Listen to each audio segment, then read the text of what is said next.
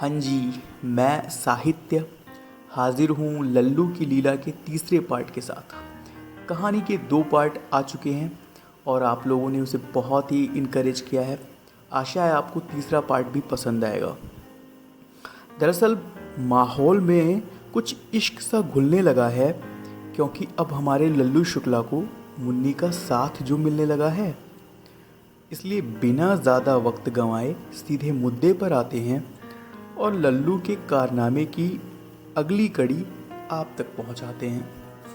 तो अब समय हो गया है कि कहानी को शुरू किया जाए। लास्ट टाइम बाज़ार जा रहे थे मुन्नी और लल्लू शुक्ला। अब बाज़ार तो पहुंच गए हैं, देखते हैं आगे क्या होता है। कितना रुपए हुए भैया? मुन्नी ने दुकानदार से पूछा। 65 रुपए। मुन्नी ने हाथों में इकट्ठा किए हुए चिल्लर और तुड़े मुड़े नोटों को गिना। 56, एक 57, एक 58 और ई 2 का सिक्का लेकर 60। हमारे पास तो 60 ही हैं, आपके पास 5 रुपए होंगे? मुन्नी ने हमको देख कर पूछा।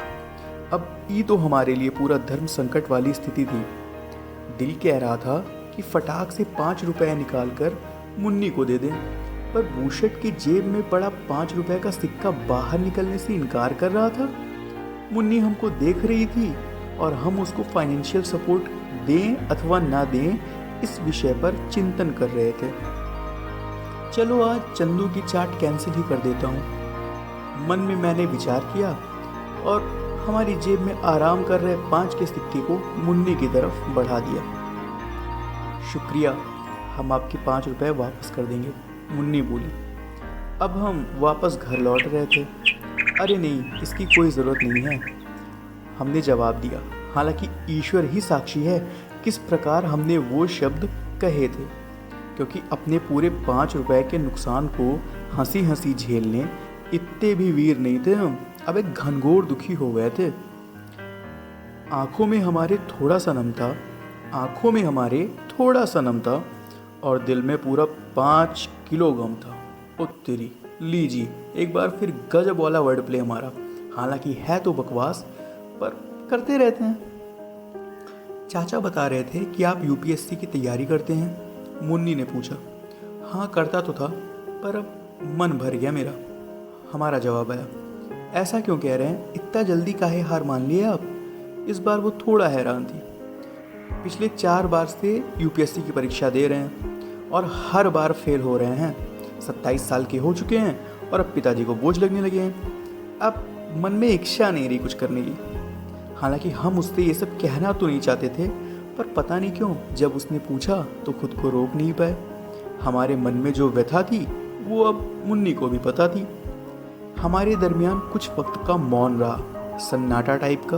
हालांकि झींगुरों की आवाज़ नहीं आ रही थी, दिन वाला टाइम था। फिर मुन्नी बोली, ये जो आपकी सिचुएशन है उसको समझते हैं हम। आपको कोई ज्ञान या मोटिवेशनल स्पीच नहीं देंगे, पर इतना ज़रूर कहेंगे कि आप खुद पर भरोसा रखिए, क्योंकि आप ये कर सकते हैं।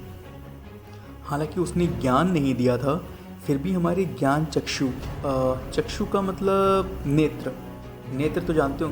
और तेरी नेत्र भी मतलब आँख। हाँ, तो कहने का आशय ये है कि हमारी खोपड़ी में मची उथल पुथल शांत हुई। शुक्रिया, बहुत अच्छा बोलती हैं आप, हमने मुन्नी की प्रशंसा की। हैं, हमको तो लगा किसी और चीज़ की तारीफ करेंगे आप। खैर, इससे भी काम चला ही लेंगे, मुन्नी मुस्कुराते हुए बोली। ओ भाई साहब, लड़की ने ये क्या कह दिया? खुद से ही इशारा कर दिया क्या? कहीं ये अपनी खूबसूरती की तारीफ तो मुझसे नहीं कराना चाहती? अपने छोटे से दिमाग में हम ये सब ख्याल कर ही रहे थे, तब तक हम घर पहुंच गए। आपका उधार है हम पर, जब चाहे मांग लीजिएगा। गेट की कुंडी बंद करते हुए, चेहरे पर थोड़ा सा हंसी लाते हुए मुन्नी बोली।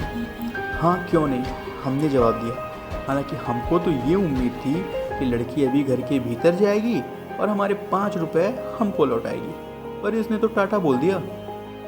खैर, हमने भी अपने दिल पर पत्थर रखकर 5 रुपए संतोष कर लिया और मुन्नी के कहे शब्द को सोचने लगे, क्या सच में मैं कर सकता हूँ? अब लल्लू शुक्ला ये कर पाएंगे या नहीं, ये तो हमें नहीं पता, पर आप ज़रूर जान जाएंगे कहानी के अगले भाग में। तो अगर आपको कहानियाँ पसंद आ रही हैं तो प्लीज़ आप सब्सक्राइब भी करें चैनल को, लाइक करें, शेयर करें, अच्छा लगेगा। और तब तक के लिए खुश रहिए।